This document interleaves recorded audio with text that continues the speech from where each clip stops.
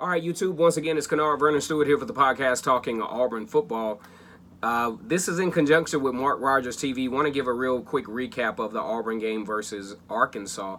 I think Auburn played a very good game, especially between the first quarter and, say, the middle of the second quarter. Started to sputter a little bit onto a 17-0 halftime, 17-3, I think, halftime lead. But things started to really open up for the Auburn Tigers in the second half. Bo Nix started to come alive. Was 12 for 17 for about 172 yards, had 3 touchdowns.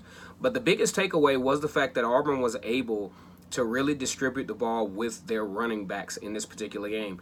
DJ Williams, Cam Martin, Harold Joyner, Sean Shivers, all of those guys had a lot of significant touches in this particular football game and could bode very well in a matchup against LSU, which will take place in Baton Rouge. As a matter of fact, LSU will be taking on Mississippi State here in a few minutes. But I just wanted to make a point also that the Auburn defense played particularly stellar, especially with generating turnovers and giving the ball to the Auburn Tigers in plus territory. I think that's something that when you've seen Auburn this year, you talk about Texas A&M, you talk about Mississippi State, those SEC conference wins, when Auburn was able to produce defensively, as far as 3 and outs, as far as turnovers, as far as giving their offense plenty of opportunities, it has been very, very successful for that particular team.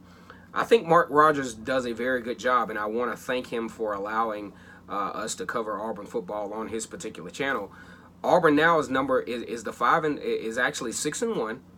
Now, with Wisconsin actually losing, I would go out and boldly project that Auburn will be a top 10 team this particular week. As a matter of fact, Oregon might actually sneak into the top 10 with a very, very sound victory over Washington. So a very, very good game for Auburn. It started out great, but some parts between the middle of the second quarter and the end of halftime and a couple of drives into the third quarter were a little sketchy for Auburn, but Bo Nix started to get his confidence back, made some nice throws downfield, especially to Seth Williams and Anthony Schwartz. Those are the guys that we said had to emerge as great receivers for the Tigers. So I think a very good game for Auburn, a 51-10 victory there.